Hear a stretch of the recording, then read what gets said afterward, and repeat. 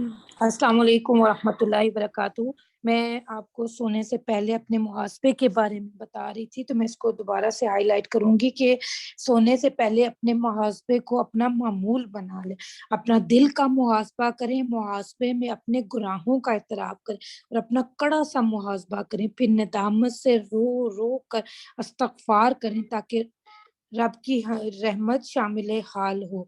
اور آج اگر گناہ مٹانے میں کامیاب ہو جائے تو، اور روز رات کو اصلاح کا وعدہ اللہ سے اور اللہ سے مدد مانگ کر سوئیں، تاکہ حدیث میں فرمایا گیا ہے کہ کامیاب ہو گیا وہ شخص جس کا آنے والا دن گزرے ہوئے دن سے بہتر ہوگا۔ اور اپنے دل کا محاسبہ سب سے زیادہ کریں، دل و زبان سب کا محاسبہ کر کے سوئیں، اور دل میں جتنے گندے جذبات، حسد، کینہ، جو کچھ بھی ہے اس کو سب کو ختم کر کے سوئیں، اور دل میں دیکھیں کہ کیا آج میں نے کسی سے جلتی تو نہیں ہوں، یا میں کسی کے خلاف دل میں کوئی برا جذبہ تو نہیں ہے، کسی کے لیے کوئی حسد یا کینہ تو نہیں ہے، تکبر تو نہیں ہے میرے دل میں۔ ان سب کو دل سے نکال کر، کھرچ کر نکال کر اللہ تعالیٰ کی نعمتوں پر شکر ادا کرتے ہوئے ان تمام جذبات کو نکال کر اپنا دل کا محاسبہ کر کر روز سوئیں، تاکہ آپ کے جو اس دن کے گناہ ہیں وہ ریموو کر دیے جائیں آپ کے نامہ اعمال سے۔ اور وہی اپنے بندوں کے اوپر غالب ہے، برتر ہے، تم پر نگہداشت رکھنے والے بھیجتا ہے۔ تو یہاں پر اللہ نگرانی کرنے والوں سے مراد وہ فرشتے ہیں جو اللہ کے حکم سے دائیں بائیں پر طرف سے حفاظت کرتے ہیں، باذن اللہ، انسان کی حفاظت کرنے کے لیے جو اللہ نے فرشتے مقرر کیے ہیں۔ انسان اللہ تعالیٰ کی بہترین مخلوق ہے، جیسا کہ اللہ نے فرمایا کہ لَقَدْ خَلَقْنَا الْإِنسَانَ أَحْسَنَ تَقْوِيمٍ، اور پھر اس کے بعد اس انسان کا ایسا درجہ ہے، اللہ نے حفاظت کرنے والے ان پر فرشتے مقرر کر دیے۔ تو ہم ذرا یہاں پر رک کے ایک منٹ سوچیں کہ کیا اللہ کے ہاں ہم اللہ، آپ کا درجہ تو اللہ کے ہاں ایسا ہے، کیا ہمارے دل میں اللہ کا وہ درجہ ہے؟ اللہ تو ہماری حفاظت کے لیے طریقہ اختیار ہے، کیا ہم اس کے قرآن، اس کے دین، اس کے اسلام کے لیے کام کرتے ہیں، ان کی حفاظت کے لیے کچھ اقدامات کرتے ہیں؟ تو حفاظت کرنے والے فرشتوں کا حال تو یہ ہے کہ ایک آنکھ کی حفاظت کے لیے اللہ نے 7 فرشتے مقرر کیے۔ یہ ہمیں احادیث مبارکہ سے پتہ چلتا ہے۔ جب تک میں نے یہ حدیث نہیں پڑھی تھی مجھے ہرگز نہیں پتا تھا کہ آنکھ اتنی اہم ہے، اور بصارت و بصیرت کے لیے اللہ پاک نے 7 فرشتے مقرر کر رکھے ہیں۔ اور مثلا اکثر آپ لوگوں نے دیکھا کہ کوئی زخمی ہو جائے تو اکثر یہ ہوتا ہے کہ آگے پیچھے دائیں بائیں اوپر نیچے سے اس کا چہرہ بری طرح زخمی ہوتا ہے، مگر آنکھ بچ جاتی۔ اس وقت لوگ کیا کہتے ہیں کہ شکر ہے آنکھ بچ گئی۔ یہ کیسے بچ گئی؟ ہم نے نہ تو اس کی حفاظت کے لیے کوئی شکنجا وغیرہ جڑا تھا، نہ ہی ہم نے حفاظت کے لیے کچھ سبب کیا تھا، یہ فرشتے ہیں جو اس کی حفاظت فرماتے اللہ کے اس حکم سے۔ تو کیا ہم اپنی نگاہوں کی اتنی حفاظت کرتے ہیں؟ وہ چیزیں جو حرام ہیں ان کو دیکھنے سے ہم منع، جن کو دیکھنے سے ہمیں منع فرمائے گا، کیا ہم اس سے باز آتے ہیں؟ وہ کام جو ناجائز ہے، منع ہے، ناپسندیدہ، وہ سب، وہ نظارے، وہ جسموں کے حصے، وہ فلمیں وغیرہ، وہ ڈرامے جو دیکھنا حرام ہے، مکروہ ہے، اس سے ہم منع ہوتے ہیں۔ کیا ہم اپنی نگاہوں کی حفاظت کرتے ہیں؟ اللہم اجعل فی قلبی نورا وفی لسانی نورا وفی سمعی نورا وفی بصری نورا ومن فوقی نورا ومن تحتی نورا وعن یمینی نورا وعن شمالی نورا ومن امامی نورا ومن خلفی نورا واجعل فی نفسی نورا وعظم لی نورا وعظم لی نورا واجعلنی نورا اللہم آتنی نورا واجعل فی اصابی نورا وفی لخمی نورا وفی دمعی نورا وفی شعری نورا وفی بشری نورا اللہم اجعل فی نورا فی قبری و نورا فی عظامی وزدنی نورا وزدنی نورا وزدنی نورا وہب لی نورا علی نور، آمین یا رب العالمین۔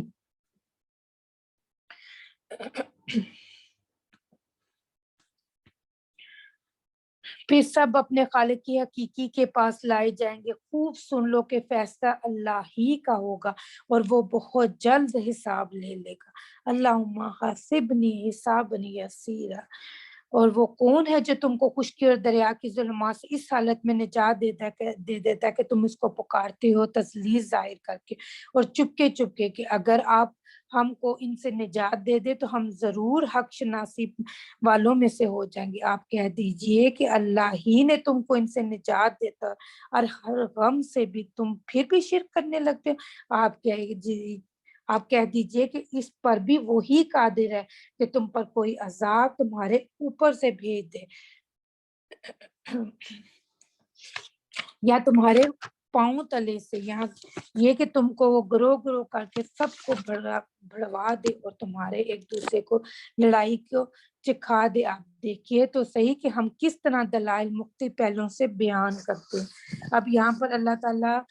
بتا رہا ہے کہ قوموں کو کیسے کیسے اور کہاں کہاں سے وہ عذاب دیتا ہے۔ اوپر سے عذاب کی قسمیں کون کون سی ہیں؟ بارش، طوفان، بجلی کڑک، طوفانی ہوائیں، برف باری، ژالہ باری، اولے وغیرہ، یہ سب کیا ہے؟ یہ اوپر کا عذاب ہے۔ اور اس کے علاوہ اوپر کا عذاب اور کون سا ہے؟ یہ ڈرون حملے اور یہ اوپر سے جو گولیاں برساتے ہیں، اور اس کے بعد پھر اوپر کے ماردار لوگ مترفین، جب ریا، اسراف، نمود و نمائش، بے حیائی، فحاشی، شراب میں جو مبتلا ہو جاتا ہے، تو یہ بھی اوپر سے عذاب ہے۔ پھر حاکم طبقہ، حدیث میں آیا ہے کہ آپ صلی اللہ علیہ وسلم نے فرمایا کہ ان قریب لوگ ظلم کو دیکھیں گے اور اٹھ نہیں کھڑے ہوں گے، تب ان پر اللہ ان میں سے ایسے حاکم مسلط کر دے گا جو بدترین ہوگے اور وہ ان کو سزائیں دیں گے مگر قوم ان کا کچھ نہیں بگاڑ سکے گی، اور وہ دعائیں مانگیں گے مگر ان کی دعائیں قبول نہیں ہوں گی۔ اور دوسرا عذاب قدموں کے نیچے سے عذاب میں اب کیا کیا شامل ہے؟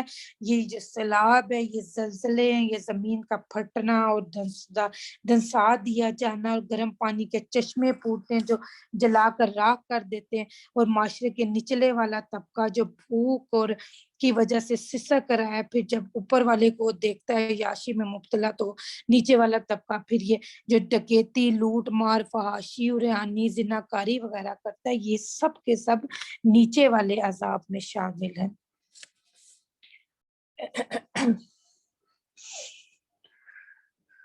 یا کہ تم کو گروہ کر کے سب کو بڑھا دے اور تمہارے کو ایک دوسرے کی لڑائی کر چکھا دے۔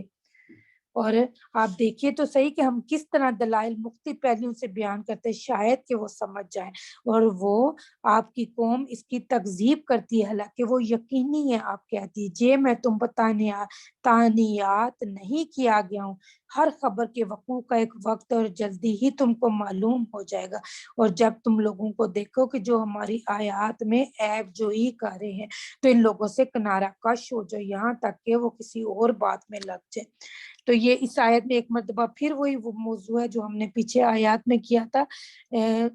سورہ المائدہ میں اللہ تعالیٰ پھر دوبارہ اسی موضوع کو دوبارہ بیان کر کے اللہ تعالیٰ لائے عمل بتا رہا ہے، اور چارٹا یہاں پر بیان کیا جا رہا ہے کہ اللہ کے فرما بردار کسی ایسی محفل سے گزرے جہاں پہ اللہ کی آیات کا مذاق اڑایا جا رہا ہو، قولی طور پر یا فعلی طور پر، تو کیا کرو تم ان میں نہ بیٹھو، ان کے کسی حساب کی تم ہم پر ذمہ داری نہیں، اور تم انہیں نصیحت کرو یا نہ کرو، لیکن ان پہ کوئی اثر نہیں ہوگا، لیکن تم انہیں پھر بھی نصیحت ضرور کرو کہ شاید کہ وہ بچ جائیں، کیونکہ وہ اپنے ہی رشتہ دار تو ہیں، رحم میں مادر کے سارے کے سارے رحم کے رشتے ہیں، اور وہ اپنے سارے مسلمان بہن بھائی ہیں۔ اور اگر تجھ کو شیطان بھلا دے تو یاد آنے کے بعد پھر ایسے ظالم لوگوں کے پاس مت بیٹھ، اور جو لوگ احتیاط رکھتے ہیں ان پر ان کی باز پر اس کا کوئی اثر نہ پہنچے گا، لیکن ان کے ذمہ نصیحت کر دینا، شاید وہ بھی احتیاط کرنے لگے۔ اور ایسے لوگوں سے بالکل کنارہ کش رہ جنہوں نے اپنے دین کو لاہو و لعب بنا رکھا ہے، اور دنیاوی زندگی نے ان کو دھوکے میں ڈال رکھا ہے، اور اس قرآن کے ذریعے سے نصیحت بھی کرتا رہے تاکہ کوئی شخص اپنے کردار کے سبب اسی طرح نہ پھنس جائے کہ کوئی غیر اللہ ان کا نہ مددگار ہو نہ سفارشی، اور یہ کیفیت ہو کہ اگر دنیا بھر کا معاوضہ بھی دے ڈالے تب بھی اس سے نہ لیا جائے۔ یہ ایسے ہیں کہ اپنے کردار کے سبب پھنس گئے، ان کے لیے نہایت تیز کھولتا ہوا پانی پینے کے لیے ہوگا، اور وہ دردناک سزا ہوگی اپنے کفر کے سبب۔ اللہم اجرنا من النار، اللہم اجرنا من النار، اللہم اجرنا من النار۔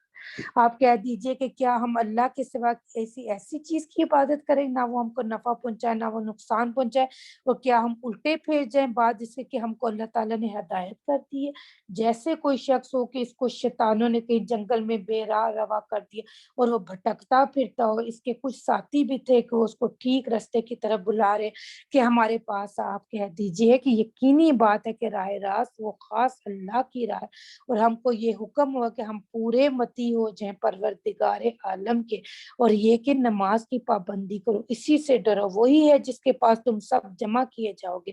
وہ وہی ہے جس نے آسمان کو اور زمین کو باقاعدہ پیدا کیا، اور جس وقت اللہ اتنا کہہ دے گا کہ حشر، تو وہ بس تو ہو جا، بس وہ ہو پڑے گا۔ اس کا کہنا با اثر ہے، جبکہ سور بھی پھونک ماری جائے گی، ساری حکومت خاص اسی کی ہوگی، وہ جاننے والا پوشیدہ چیزوں کا اور ظاہر چیزوں کا، وہی ہے بڑی حکمت والا، پوری خبر رکھنے والا۔ اور وہ وقت بھی یاد کرنے کے قابل ہے جب ابراہیم نے اپنے باپ آزر سے فرمایا، کیا تو بتوں کو معبود قرار دیتا ہے؟ بے شک میں تجھ کو اور تیری ساری قوم کو صریح غلطی میں دیکھتا ہوں۔ اور ہم نے ایسے ہی طور پر ابراہیم کو آسمان اور زمین کی مخلوقات دکھائیں تاکہ وہ عارف ہو جائیں، تاکہ کامل یقین کرنے والوں سے ہو جائیں۔ پھر جب رات کی تاریکی کو ان پر چھا گئی تو انہوں نے ایک ستارہ دیکھا، آپ نے فرمایا کہ یہ میرا رب ہے۔ سو جب وہ غروب ہو گیا تو آپ نے فرمایا میں غروب ہو جانے والوں سے محبت نہیں رکھتا۔ پھر جب چاند کو دیکھا چمکتا ہوا تو فرمایا کہ یہ میرا رب ہے۔ سو جب وہ غروب ہو گیا تو آپ نے فرمایا اگر مجھ کو میرے رب ہدایت نہ کرتا تو میں گمراہ لوگوں میں شامل ہو جاتا۔ یہاں پہ دعا مانگ لیتے ہیں، اللہم اہدنا الصراط المستقیم۔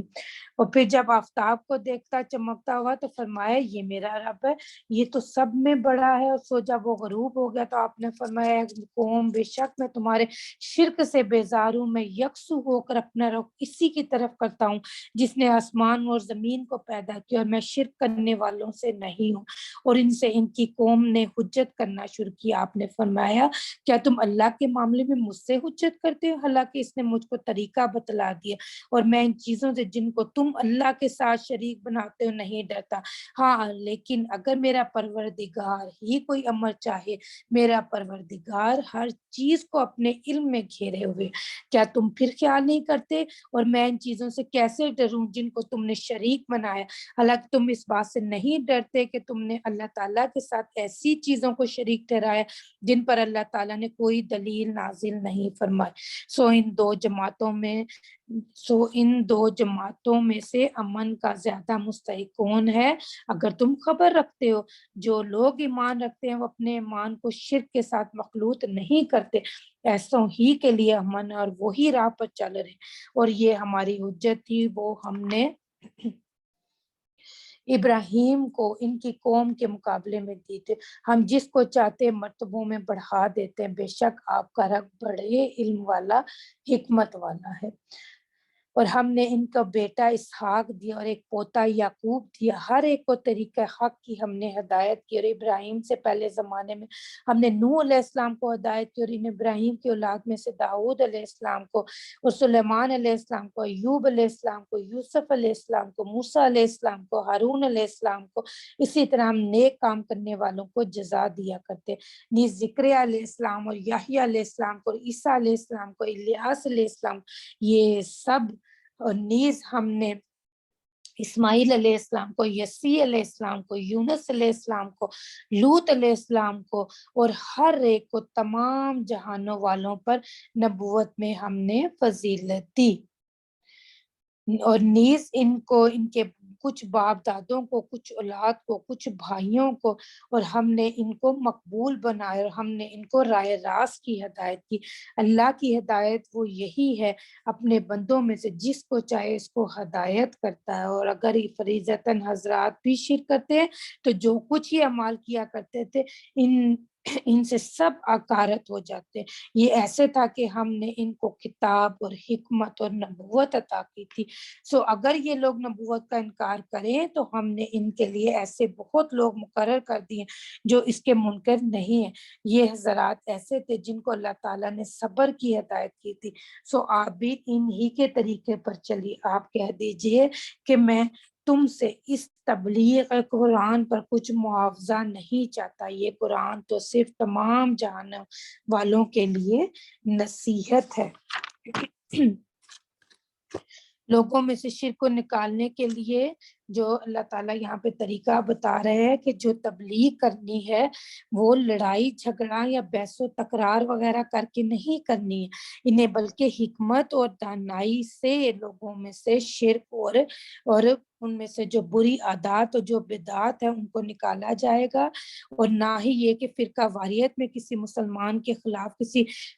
کسی مسلمان کے خلاف کسی کے خلاف ہاتھ یا زبان وغیرہ چلایا جائے گا، یا اس کی گردن وغیرہ کاٹی جائے گی، یا اس کی عزت کا جنازہ نکالا جائے گا۔ ہرگز دین کی تبلیغ میں یہ کام نہیں ہوں گے، بلکہ بہت حکمت اور دانائی اور اپنے اخلاق کو بہترین کر کے یہ دعوت دی جائے گی۔ یہ قرآن تو تمام جہان والوں کے واسطے ایک نصیحت ہے، اور ان لوگوں نے اللہ تعالیٰ کی جیسی قدر پہچاننا واجب تھا ایسی قدر نہ پہچانی، جبکہ یوں کہہ دیا کہ اللہ تعالیٰ نے کسی بشر پر کوئی چیز بھی نازل نہیں کی۔ آپ کہیے کہ وہ کتاب کس نے نازل کی ہے؟ جس کو موسیٰ لائے تھے، جس کی یہ کیفیت تھی کہ وہ نور ہے، وہ لوگوں کے لیے وہ ہدایت ہے، جس کو تم نے متفرق اور آگ میں رکھ چھوڑا، جن کو ظاہر کر دیتے ہو اور بہت سی باتوں کو چھپاتے ہو۔ اس آیت میں سپارے بنانے کی نفی کی جا رہی۔ نبی پاک صلی اللہ علیہ وسلم کی وفات کے بعد قرآن پاک کو 1 مہینے میں مکمل کرنے کے لیے 30 سپارے بنائے گئے تھے۔ پارا پارا کرنے کا مطلب یہ ہے کہ مختلف حصے اور ٹکڑے کر دیتے، جیسے ہم لانے تو رات کا طریقہ تھا، وہ کچھ حصوں کو پڑھتے تھے اور کچھ کو چھوڑ دیتے تھے، کچھ پر عمل کرتے تھے اور کچھ کو چھوڑ دیتے تھے۔ یہاں پر میں یہ ضروری وضاحت کرنا چاہوں گی کہ ہم لوگوں نے بھی یہ عمل اختیار کیا ہوا ہے کہ قرآن پاک کو ہم بہت اونچی جگہ پر بہت لپیٹ کر بہت حفاظت سے سب سے اونچی جگہ پر رکھتے ہیں، اور ہاتھوں میں ہم لوگوں نے قرآن پاک، چھوٹا قرآن پاک جس کو کہتے ہیں، کہ اس کو پکڑا ہوا ہے، اور اسی کو ہم پڑھتے ہیں، اور اسی میں سے روز وہی آیات کو بار بار جبکہ قرآن پاک پورا پڑھنے کا حکم ہے، پورا ہی اس پر عمل کرنے کا حکم ہے۔ پنسورہ جس کو ہم روز پڑھتے ہیں اور اسی پہ عمل کرتے ہیں، اور قرآن پاک کو صرف ہم رمضان میں ہی اتارتے ہیں اور قرآن میں کو ہم صرف رمضان میں ہی پڑھتے ہیں، تو یہ ایک بہت ہی غلط قسم کا رویہ ہے جس کو اللہ یہاں پہ بتا رہا ہے۔ اور تم کو بہت سی ایسی باتوں کی تعلیم کی گئی جن کو نہ تم جانتے تھے نہ تمہارے بڑے۔ آپ کہہ دیجئے کہ اللہ تعالیٰ نے نازل فرمایا، پھر ان کو ان کے مشغلے میں بہودگی کے ساتھ لگا رہنے دیجئے، اور یہ بھی ایسی کتاب ہے جن کو ہم نے نازل کیا جو بڑی برکت والی ہے، اپنے سے پہلے کتابوں کی تصدیق کرنے والی ہے، تاکہ آپ مکے والوں کو اور آس پاس والوں کو ڈرائیں، اور جو لوگ آخرت کا یقین رکھتے ہیں ایسے لوگ اس پر ایمان لیتے ہیں اور وہ اپنی نماز میں مداومت رکھتے ہیں۔ اور اس شخص سے زیادہ کون ظالم ہوگا جو اللہ پر جھوٹ و تہمت لگائے یا یوں کہے کہ مجھ پر وحی آتی ہے حالانکہ اس کے پاس کسی بات کی کوئی وحی نہیں۔ جو شخص یوں کہے کہ جیسا کلام اللہ تعالیٰ نے نازل کیا اسی طرح کا میں بھی لاتا ہوں، اگر آپ اس وقت دیکھیں جبکہ یہ لوگ ظالم لوگ موت کی سختیوں میں ہوں گے اور فرشتے اپنے ہاتھ بڑھا رہے ہوں گے۔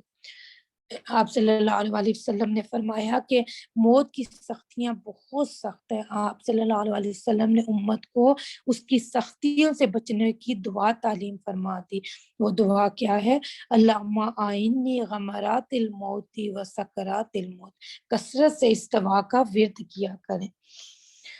ہاں، اور اپنی جانیں نکالو، آج تم کو ذلت کی سزا دی جائے گی، اس سبب سے کہ تم اللہ کے ذمہ جھوٹی باتیں بکتے تھے، تو تم اللہ تعالیٰ کی آیات سے تکبر کرتے تھے، اور تم ہمارے پاس تنہا آگے جس طرح ہم نے اول بار تم کو پیدا کیا تھا، اور جو کچھ ہم نے تم کو دیا تھا اس کو اپنے پیچھے ہی چھوڑ رہے، اور ہم تو تمہارے ہمراہ تمہاری شفاعت کرنے والے کو نہیں دیتے جس کی نسبت تم دعویٰ کیا کرتے، تو وہ تمہارے معاملے میں شریک ہے، واقعی تمہارے آپس میں تو قطع تعلق ہو گیا، اور وہ تمہارا دعویٰ سب تم سے کیا گزرا ہوا۔ اگر ان پر عمل کرو گے تو بھٹکو گے نہیں۔ آج قرآن بھی حدیث بھی ہے مگر ایمان نہیں۔ آپ صلی اللہ علیہ وسلم کا طریقہ تھا کہ آپ کیا فرماتے، پہلے سب سے تلاوت کرتے تھے، پھر یتلو علیہم آیاتی کا، اس کے بعد پھر یعلمہم الکتاب، اور اس کے بعد پھر یزکیہم۔ اور لوگوں نے شیاطین کو اللہ کا شریک قرار دے رکھا، حالانکہ ان لوگوں کو اللہ نے پیدا کیا، اور ان لوگوں نے اللہ کے حق میں بیٹے اور بیٹیاں محض بے سند تراش رکھی ہیں، اور پاک اور برتر ہے ان باتوں سے جن کو یہ لوگ بیان کرتے ہیں۔ وہ آسمان اور زمین کا موجد اللہ کی اولاد کہاں ہو سکتی ہے، حالانکہ اس کی کوئی بیوی تو ہے ہی نہیں۔ اللہ تعالیٰ نے ہر چیز کو پیدا کیا اور وہ ہر چیز کو خوب جانتا ہے۔ یہ ہے اللہ تمہارا رب، اس کے سوا کوئی عبادت کے لائق نہیں، ہر چیز کا پیدا کرنے والا، تو تم لوگ اس کی عبادت کرو، اور وہ ہر چیز کا کارساز ہے۔ اس کو تو کسی کا نگاہ محیط نہیں ہو سکتی، وہ سب نگاہوں کو محیط ہو جاتا ہے، اور وہی بڑا باریک بین باخبر ہے۔ اب بلا شبہ تمہارے پاس تمہاری رب کی جانب سے حق بینی کے ذرائع پہنچ چکے ہیں، سو جو شخص دیکھ لے گا وہ اپنا فائدہ کرے گا، جو اندھا رہے گا وہ اپنا نقصان کرے گا، اور میں تمہارا نگران نہیں ہوں۔ اور ہم اس طور پر دلائل کو مختلف پہلوؤں سے بیان کرتے تاکہ آپ سب کو پہنچا دیں، تاکہ یہ یوں کہیں کہ آپ نے کسی سے پڑھ لیا ہے، تاکہ ہم اس کو دانش مندوں کے لیے خوب ظاہر کر دیں۔ آپ خود اس طریق پر چلتے رہیے جس کی وحی آپ کے رب کی طرف سے آپ کے پاس آئی ہے۔ اللہ کے سوا کوئی عبادت کے لائق نہیں، اور مشرکین کی طرف خیال نہ کیجیے، اور اگر اللہ تعالیٰ کو منظور ہوتا تو یہ شرک نہ کرتے، اور ہم نے آپ کو ان کا نگران نہیں بنایا، اور نہ آپ ان پر مختار ہیں۔ اور دشنام مت دو ان کو جن کی یہ لوگ اللہ کو چھوڑ کر عبادت کرتے، پھر وہ برائے جل حد سے گزر کر اللہ تعالیٰ کی شان میں گستاخی کریں گے۔ اس آیت میں اللہ تعالیٰ دینی تحمل سکھا رہے ہیں کہ ایسا نہ ہو کہ تم ان کے دین کو برا کہو اور وہ بدلے میں تمہارے دین کو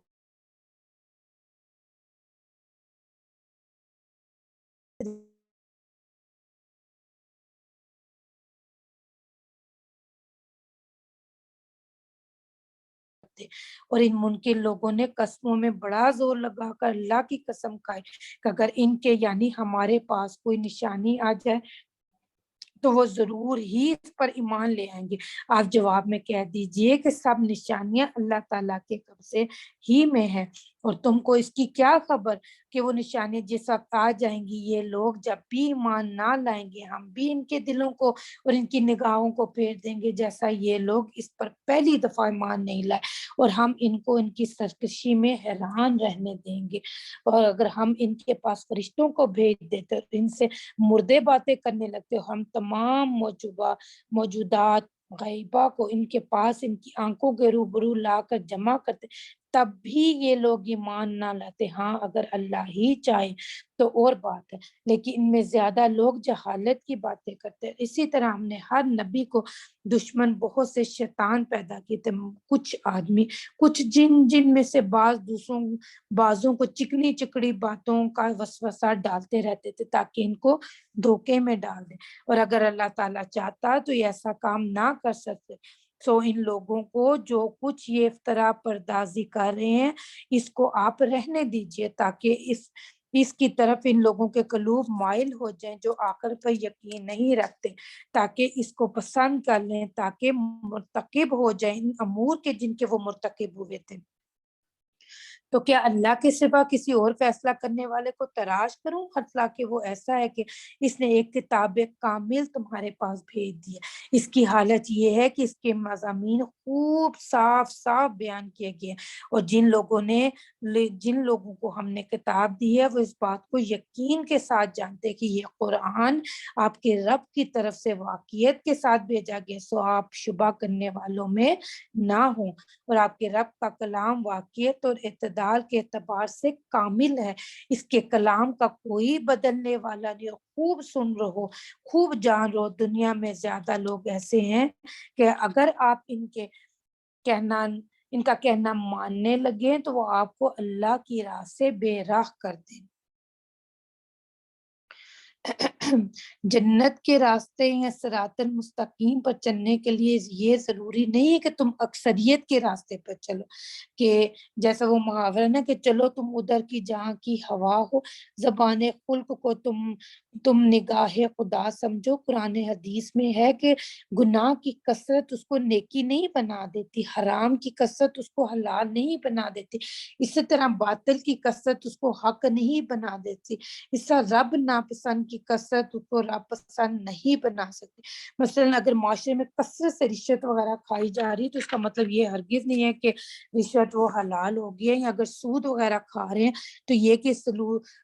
सूद की हुर्मत खत्म होगी और वो हलाल होगी, ऐसा हरगिज भी नहीं है। अल्लाहुम्मा आरिनल हक्का हक्कम वर्ज़ुक़ना इज्तिनाबा। वो महज बेअसल ख्यालात पर चलते हैं, बिल्कुल कियासी बातें करते। बिल यकीन आपका रब इनको खूब जानता है जो उसकी राह से बेराह हो जाता है, और इनको खूब जानता है जो उसकी राह पर चलते हैं। सो जिस जानवर पर अल्लाह का नाम लिया जाए इसी में से खाओ, अगर तुम उसके अहकामात पर यकीन रखते हो। और तुमको कौन अमर इसका बाइस हो सकता है कि तुम ऐसे जानवर में से ना खाओ जिस पर अल्लाह का नाम लिया गया। हालांकि अल्लाह ताला ने इन सब जानवरों की तफसील बता दी है जिनको तुम पर हराम किया। वो सूरह अल माइदा में हम ये तफसील सारी पढ़ चुके हैं कि जो जो हर जानवर अल्लाह पाक ने हलाल हलाल किए, जो जो हराम किए, मगर वो भी जिनको तुम सख्त जरूरत पड़ जाए तो हलाल। और यकीनी बात है कि बहुत से आदमी अपने गलत ख्यालात पर बिला किसी सन्नत के गुमराह करते हैं। इसमें कोई शुबा नहीं कि अल्लाह ताला हद से निकल जाने वालों को खूब जानता है। और तुम जाहिरी गुनाह कर भी छोड़ो और बातनी गुनाह को भी छोड़ो, बिलाशुबा जो लोग गुनाह कर रहे हैं इनको उनके किए की अनकरीब सजा मिलेगी। और ऐसे जानवरों में से मत खाओ जिन पर अल्लाह का नाम ना लिया गया, बिलाशुबा ये गुनाह की बात है। और यकीनन शयातीन अपने दोस्तों को तालीम कर रहे ताकि ये तुमसे जिदाल करें। अगर नाउज बिल्ला तुम इन लोगों की अताअत करने लगो तो यकीनन मुशरिक हो जाओगे। ऐसा शख्स जो कि पहला मुर्दा था, ये उस शख्स की मिसाल दी जा रही है जिसका कि नफ्स मुर्दा था, फिर हमने इसको जिंदा बना दिया और हमने इसको एक ऐसा नूर दे दिया कि वो इसको लिए हुए आदमियों में चलता फिरता है। क्या ऐसा शख्स इस शख्स की तरह हो सकता है जिसकी हालत ये हो कि वो तारीकियों में से है, इनसे निकलने ही नहीं पाता। इसी तरह काफिरों को उनके अमाल मुस्तहसन मालूम हुआ करते, और इसी तरह हमने हर बस्ती में वहां के रईसों ही को जराइम का मुर्तकिब बनाया ताकि वो लोग वहां शरारतें करें, वो लोग अपने ही साथ शरारत करें और इनको जरा खबर नहीं। और जब इनको कोई आयत आ पहुंची है तो यूं कहते हैं कि हम हरगिज ईमान न लाएंगे जब तक कि हमको भी ऐसी चीज ना दी जाए जो अल्लाह के रसूलों को दी जाती। इस मौके को तो अल्लाह ही खूब जानता है जहां अपना पैगाम भेजता है। अनकरीब इन लोगों को जिन्होंने ये जुर्म किया है अल्लाह के पास पहुंचकर जिल्लत पहुंचेगी और सजाए सख्त इनकी शरारतों के मुकाबले में। जिस शख्स को अल्लाह ताला रास्ते पर डालना चाहता है इसके सीने को इस्लाम के लिए कुशादा कर देता है। आप सल्लल्लाहु अलैहि वसल्लम ने फरमाया कि अल्लाह जिसके साथ भलाई का इरादा करता है उसे दीन का इल्म देता है। यहाँ अल्लाह ये नहीं कह रहा कि जिससे भलाई का इरादा करता है उसे एक बड़ी सी कोठी देता है, उसे मल्टीनेशनल कंपनियों में जॉब दे देता है, या उसे हीरों का सेट दे देता है या बड़ी गाड़ी। नहीं नहीं नहीं नहीं, हरगिज नहीं, बल्कि उसे अल्लाह क्या देता है, उसे दीन का इल्म देता है, उसको दीन का इल्म उसका फहम देता है, उसका सीना इस्लाम के लिए खोल देता है, कुरान से जुड़ने के लिए, कुरान को सुनने के लिए, कुरान की मानने के लिए, इसको याद करने के लिए, उस पे अमल करने के लिए उसके सीने को खोल देता है, और हर अमल की तवज्जी देने के लिए फिर उसका सीना खोल देता है, सारा कुछ पहचानने के लिए। इसलिए कि दिल में तंगी आती है कि उस दिल में जरूर तंगी आती है कि लोग क्या करेंगे, कि सारी उम्र तो खुद ये बुरा काम करते रहे, अब मुझे समझाने के लिए चल पड़ी है। तो हर चीज नहीं, बल्कि अल्लाह सीना खोल देता है दावत और तबलीग के लिए। और जिसको बेराह रखना चाहता है इसके सीने को बहुत तंग कर देते हैं, जैसे कोई आसमान पर चढ़ता। इसी तरह ईमान ना लाने वालों पर अल्लाह की फटकार डालता है, अल्लाह अपनी फिटकार डालता है। تو پھر اللہ سینہ تنگ کر دیتا ہے کس کے لیے کہ جو ماننے کو ہی تیار نہیں ہوتے، یا یاد کرنے سے قاصر ہو جاتے ہیں، یا عمل سے رک جاتا ہے، یا بیان کرنے سے اپنا دل تنگ کرتا ہے، اس کو اللہ تعالیٰ اس کا سینہ تنگ کر دیتا ہے۔ اسی طرح اللہ تعالیٰ ایمان نہ لانے والوں پر پھٹکار ڈالتا ہے، اور یہی تیرے رب کا سیدھا راستہ ہے۔ ہم نے نصیحت حاصل کرنے والوں کے واسطے ان آیات کو صاف صاف بیان کر دی، ان لوگوں کے واسطے، ان کے رب کے پاس سلامتی کا گھر، اور اللہ تعالیٰ ان سے محبت رکھتا ہے ان کے اعمال کی وجہ سے۔ جس وقت اللہ تعالیٰ تمام خلائق کو جمع کریں گے، اے جماعت جنات کی، تم نے انسانوں میں بڑا حصہ لیا، اور جو انسان ان کے ساتھ تعلق رکھنے والے تھے وہ اقرارن کہیں گے اے ہمارے پروردگار، ہم میں ایک نے دوسرے سے فائدہ حاصل کیا، تو ہم اس معین میعاد تک آپ پہنچے جو آپ نے ہمارے لیے معین فرمائی تھی، یعنی قیامت۔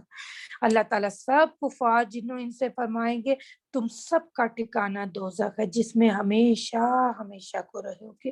ہاں اگر اللہ تعالیٰ ہی کو منظور ہو تو دوسری بات ہے، بے شک آپ کا رب بڑی حکمت والا، بڑے علم والا ہے۔ اور اسی طرح ہم بعض کفار کو بعض کے قریب رکھیں گے ان کے اعمال کے سبب۔ اے جماعت جنات کی اور انسان کی، کیا تمہارے پاس تم ہی کے پیغمبر نہیں آئے تھے جو تم سے میرے احکام بیان کیا کرتے تھے، تم کو اس آج کے دن کی خبر دیا کرتے تھے؟ وہ سب عرض کریں گے ہم اپنے اوپر اپنے اس جرم کا اقرار کرتے ہیں، اور ان کو دنیاوی زندگانی نے بھول میں ڈال رکھا ہے، اور یہ لوگ مقرر ہوں گے کہ وہ کافر تھے۔ یہ اس وجہ سے کہ آپ کا رب کسی بستی والوں کو کفر کے سبب ایسی حالت میں ہلاکت نہیں کرتا کہ اس بستی کے رہنے والے بے خبر ہو۔ ہر ایک کے لیے درجے ہیں ان کے اعمال کے سبب، اور آپ کا رب ان کے اعمال سے بے خبر نہیں ہوتا، اور آپ کا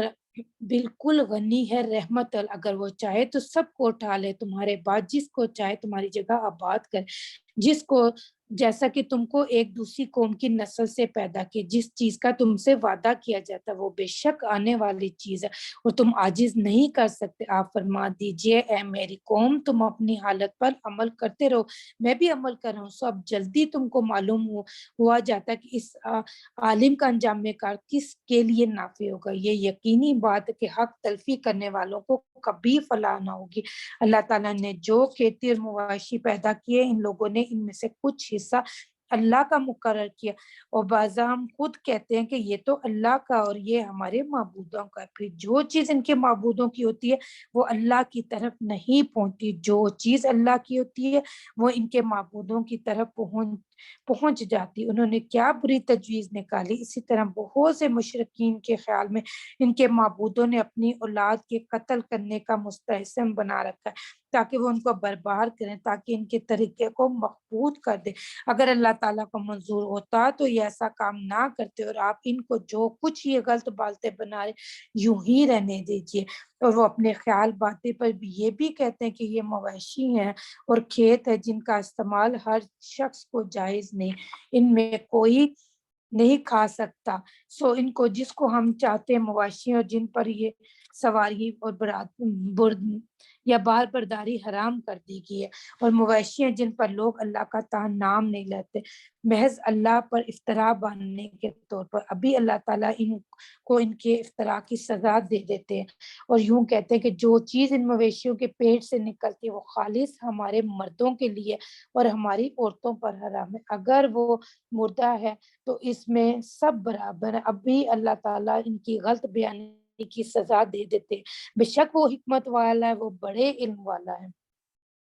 واقعی خرابی میں پڑ گئے وہ لوگ جنہوں نے اپنی اولاد کو محض برائے حماقت بلا کسی سند کے قتل کر ڈالا، اور وہ جو حلال چیزوں ان کو اللہ تعالیٰ نے کھانے پینے کو دین کو حرام کر لیا محض اللہ پر افتتاح باندھنے کے طور پر۔ بے شک یہ لوگ گمراہی میں پڑ کے کبھی راہ پر چلنے والے نہیں، اور وہی اللہ پاک ہے جس نے باغات کے پیدا کیے، وہ بھی جو ٹیٹوں پر چڑھائے جاتے ہیں جیسے انگور، اور وہ بھی جو ٹیٹوں پر نہیں چڑھائے جاتے، کھجور کے درخت و کھیتی جن میں کھانے کی چیزیں مختلف طور پر کی ہوں، زیتون کو اور انار کو باہم ایک دوسرے کے مشابہ ہوتے ہیں اور کبھی ایک دوسرے کے مشابہ نہیں بھی ہوتے، ان سب کی پیداوار کھاؤ جب وہ نکل آئے، اس میں جو حق واجب ہے اس کے کاٹنے کے دن کو دے دیا کرو، اور حد سے مت گزرو، یقیناً وہ حد سے گزرنے والے کو پسند نہیں کرتا۔ اس آیت میں زری زکوٰۃ عشر کا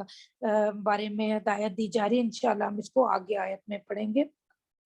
اور مویشی میں اونچے قد کے اور چھوٹے قد کے جو کچھ اللہ تعالیٰ نے تم کو دیا کھاؤ، اور شیطان کے قدم بقدم مت چلو، بلا شک وہ تمہارا سری دشمن ہے۔ اور 8 نر و مادہ یعنی بھیڑ میں 2 قسم اور بکری میں 2 قسم، آپ کہیے کہ اللہ تعالیٰ نے ان دونوں نروں کو حرام کیا یا دونوں مادہ کو، یا اس کو جس کو دونوں مادہ اپنے پیٹ میں لینے، تم مجھ کو کسی کی دلیل سے تو بتلاؤ اگر تم سچے ہو۔ اونٹ میں 2 قسم اور گائے میں 2 قسمیں، آپ کہیے کہ اللہ تعالیٰ نے ان دونوں نروں کو حرام کہا ہے یا دونوں مادہ کو، یا اس بچے کو جس کو دونوں مادہ اپنے پیٹ میں لیے ہوئے، کیا تم اس وقت حاضر تھے جس وقت اللہ تعالیٰ نے تم کو اس کا حکم دیا؟ تو اس سے زیادہ کون ظالم ہوگا جو اللہ تعالیٰ پر بلا دلیل جھوٹ و تہمت لگائے تاکہ لوگوں کو گمراہ کرے۔ یقیناً اللہ تعالیٰ ظالم لوگوں کو جنت کا راستہ آخرت میں نہ دکھلائیں گے۔ آپ کہہ دیجئے جو کچھ احکام بذریعہ وہی میرے پاس آئے، ان میں تو میں کوئی حرام غذا پاتا نہیں کسی کھانے والے کو جو اس کو کھائے، مگر یہ کہ وہ مردار جانور ہو، یا یہ کہ بہتا ہوا خون ہو، یا خنزیر کا گوشت ہو کیونکہ وہ بالکل ناپاک ہے، یا جو جانور شرک کا ذریعہ غیر اللہ کے نامزد کیا، تو پھر جو شخص بےتاب ہو جائے بشرطیہ کہ نہ تو طالب لذت ہو اور نہ تجاوز کرنے والا، تو واقعی آپ کا رب غفور الرحیم ہے۔ اور یہود پر ہم نے تو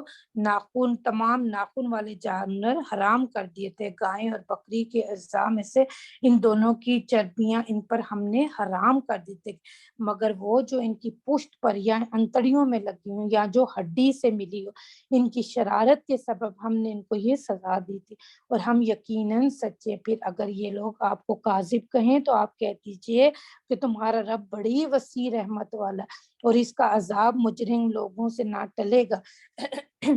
یہ مشرک لوگ یوں کہتے ہیں کہ اگر اللہ تعالیٰ کو منظور ہوتا تو ہم شرک کرتے، ہم شرک نہ کرتے، اور نہ ہمارے باپ دادا اور نہ ہم کسی چیز کو حرام کہہ سکتے۔ اسی طرح جو کافر لوگ ان سے پہلے ہو چکے انہوں نے بھی رسولوں کی تکذیب کی تھی، یہاں تک کہ انہوں نے ہمارے عذاب کا مزہ چکھا۔ آپ کہیے کہ کیا تمہارے پاس کوئی دلیل ہے کہ تم اس کو ہمارے روبرو ظاہر کرو؟ تم لوگ محض خیالی باتوں پر چلتے ہو، تم بالکل اٹل سے باتیں کرتے۔ اس آیت میں اللہ تعالیٰ فرما رہے ہیں کہ جو اپنے ان لوگوں کے بارے میں فرمائے ہیں جو اپنے شرک کا وبال سارا اللہ پر ڈال دیتے، جیسا کہ شیطان نے کہا تھا کہ اللہ تعالیٰ اگر نہ تو آدم کو پیدا کرتا، نہ سجدے کا کہتا، اور نہ ہی یہ سارا معاملہ ہوتا۔ نعوذ باللہ۔ آپ کہیے کہ اپنے گواہوں کو لاؤ جو اس بات پر باقاعدہ شہادتیں دیں کہ اللہ تعالیٰ نے ان چیزوں کو حرام کر دیا، پھر اگر وہ گواہی دے دے تو آپ اس شہادت کی سماعت نہ فرمائے۔ ایسے لوگوں کو باطل خیالات کا اتباع مت کرو جو ہماری آیتوں کی تکذیب کرتے ہیں، جو آخرت پر ایمان نہیں رکھتے اور وہ اپنے رب کے برابر دوسروں کو ٹھہراتے۔ آپ ان سے کہیے کہ آؤ میں تم کو وہ چیز پڑھ کر سناؤں جن کو تمہارے رب نے تم پر حرام فرمایا، وہ یہ ہے کہ اللہ تعالیٰ کے ساتھ کسی کو شریک مت ٹھہراؤ۔ آگے اللہ تعالیٰ وہ باتیں بتا رہے ہیں جو کہ ہمیں کرنے سے سختی سے منع فرمایا اللہ پاک نے، اور جن کو رب نے حرام قرار دیے۔ نمبر 1 کہ اللہ کے ساتھ کسی کو شریک مت ٹھہراؤ، ماں باپ کے ساتھ احسان کیا کرو۔ نمبر 3 اپنی اولاد کو افلاس کے سبب قتل مت کیا کرو، ہم نے ان کو بھی رزق دیتے ہیں اور ہم ان کو بھی اور تم کو بھی رزق دیں گے۔ اور بے حیائی کے جتنے طریقے ان کے پاس بھی مت جاؤ، خواہ وہ اعلانیہ ہو خواہ وہ پوشیدہ ہو، اور جس کا خون کرنا اللہ تعالیٰ نے حرام کر دیا اس کو قتل مت کرو، ہاں مگر حق پر۔ اس کا تم کو تاکیدی حکم دیا تاکہ تم سمجھو، اور یتیم کے مال کے پاس نہ جاؤ مگر اس طریقے سے جو کہ مستحسن ہے، یہاں تک کہ وہ اپنے سن بلوغ کو پہنچ جائے، اور ناپ تول پورا کیا کرو انصاف کے ساتھ۔ ہم کسی شخص کو اس کا امکان سے زیادہ تکلیف نہیں نہیں دیتے، اور جب تم بات کیا کرو تو انصاف رکھا کرو، وہ شخص قرابت دار ہی ہو، اور اللہ تعالیٰ سے جو عہد کرو اس کو پورا کیا کرو۔ ان سب کا اللہ تعالیٰ نے تم کو تاکیدی حکم دیا ہے تاکہ تم یاد رکھو اور عمل کرو، اور یہ کہ یہ دین میرا رستہ ہے جو کہ مستقیم ہے، سو اس رستے پر چلو اور دوسری راہوں پر مت چلو، وہ راہیں تم کو اللہ سے جدا کر دیں گی، اور اس کا تم کو اللہ تعالیٰ نے تاکیدی حکم دیا کہ تاکہ تم اس راہ کے خلاف کرنے سے احتیاط رکھو۔ پھر ہم نے موسیٰ کو کتاب دی تھی جسے اچھی طرح عمل کرنے والوں پر نعمت پوری ہو اور سب احکام کی